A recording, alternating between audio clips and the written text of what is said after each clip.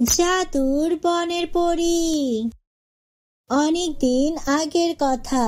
মাধবপুর নামের একটি ছোট্ট গ্রাম ছিল। গ্রামটি সবুজ বনানীতে ঘেরা, কিন্তু কয়েক বছর ধরে ফসল ভালো হচ্ছিল না। তখন গ্রামের মানুষদের মধ্যে অভাব আর হতাশা দেখা দিল। গ্রামে ছিল তুষার নামের এক পরিশ্রমী যুবক এবং তার স্ত্রী তুলি আর তাদের ছোট মেয়ে চাঁদনি। তুষার কৃষিকাজ করতেন আর তুলি সেলাই মেশিনের কাজ করতেন। তিনি গ্রামের মানুষদের জামা কাপড় কম মজুরিতে সেলাই করে দিতেন। এভাবে তাদের দিন ভালোই কাটছিল। তারা কখনো কারো সাথে খারাপ আচরণ করতেন না। কিন্তু চাঁদনি বুদ্ধিমতী মেয়ে ছিল। সে সব সময় সবাইকে প্রশ্ন করত। আর তখন চাঁদনি তার বাবাকে বলে, বাবা, কেন আমাদের গ্রাম এত শুকিয়ে গেছে?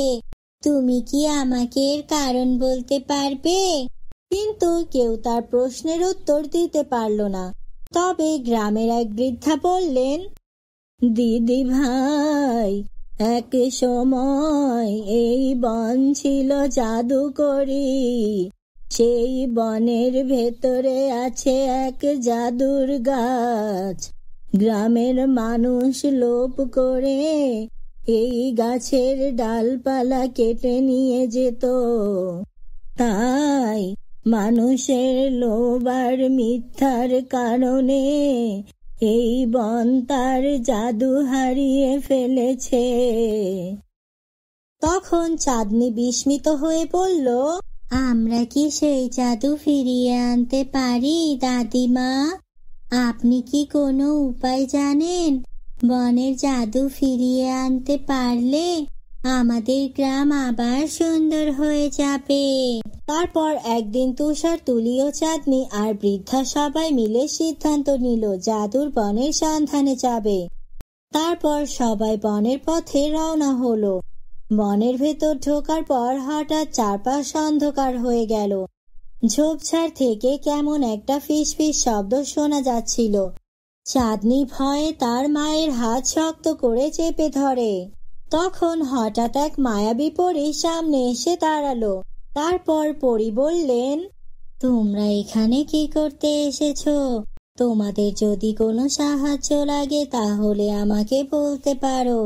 বন্ধুরা, তোমরা যারা যারা গল্পটি দেখছো তোমাদের নাম কমেন্টে লিখে জানাও।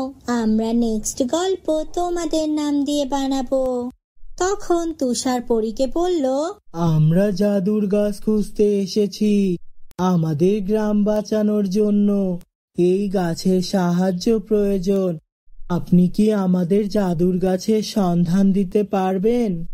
তখন পরী বললেন, তোমরা যদি সত্যিকারের ভালো মানুষ হও তবে আমি তোমাদের যেতে দেব, কিন্তু যদি মিথ্যা বলো বা লোভ করো তবে বন তোমাদের বন্দি করে রাখবে। কথাটা মনে রেখো তোমরা।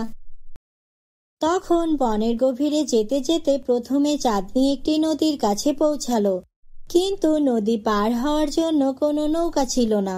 তখন বৃদ্ধা বললেন, তোমাদের কেউ যদি নিজের ইচ্ছা ত্যাগ করে নদীর আত্মাকে খুশি করে তবে পথ খুলে যাবে। তখন তুলি বলে, চাচি, আমার কাছে সামান্য খাবার আছে, আমি এটি নদীকে দেব। তারপর তুলি নদীতে খাবার ফেলে দিতেই নদী শান্ত হয়ে গেল আর তার মাঝে একটি সোনা সেতু তৈরি হলো। তখন সবাই সেতু পার হয়ে গেল। এরপর তারা বনের গভীরে একটি বিশাল ঝোপে আটকে গেল। ঝোপ থেকে কাঁটা বের হয়ে তাদের পথ আটকে দিল। তখন তুষার বলল, আমাদের আর কোনো পথ নেই। যে করে হোক আমাদের এই কাঁটা সরানোর চেষ্টা করতে হবে, তা না হলে আমরা জাদুর বনে পৌঁছাতে পারবো না। এটা শুনে চাঁদনি তার বাবাকে বলল, বাবা, আমাদের ভালো মন দিয়ে চেষ্টা করতে হবে, তাহলে আমরা খুব তাড়াতাড়ি কাঁটা সরাতে পারবো। তখন চাঁদনির মাথায় একটি বুদ্ধি আসলো। সে একটি সুন্দর ফুল তুলে ঝোপে রাখলো আর মুহূর্তের মধ্যেই ঝোপ সরে গেল। অবশেষে তারা সবাই বনের মাঝখানে সেই জাদুর গাছ দেখতে পেল। কিন্তু গাছটি ছিল শুষ্ক ও বিপন্ন। তখন বৃদ্ধা বললেন, এই গাছ তখনই প্রাণ ফিরে পাবে যখন তোমরা সত্যিকারের ভালো ইচ্ছা প্রকাশ করবে। তখন চাঁদনি হাত জোড় করে বলল, আমি চাই আমাদের গ্রাম আবার সবুজ হয়ে উঠুক এবং সবাই সুখে থাকুক। তখন তুষারতুলীয় বৃদ্ধা একই প্রার্থনা করল। তারপর হঠাৎই গাছটি ঝলমল করে উঠল এবং চারপাশে ফুল ফুটে উঠল, সবুজ পাতা ছড়িয়ে পড়ল। যখন তারা গ্রামে ফিরে এলো এবং দেখতে পেল জমিতে ফসল আবার সবুজ হয়ে উঠেছে আর গ্রামের নদী পানি দিয়ে ভরে গেছে, তখন খুশিতে মানুষ নাচতে লাগলো। তখন হঠাৎই পরী আসলো আর বললেন, তোমরা সত্যি সাহসী, জাদুর বন থেকে ভালোবাসা ও একতার শক্তি নিয়ে ফিরে এসেছো। তাহলে বলো তো বন্ধুরা, আমাদের গল্পটি তোমাদের কাছে কেমন লেগেছে?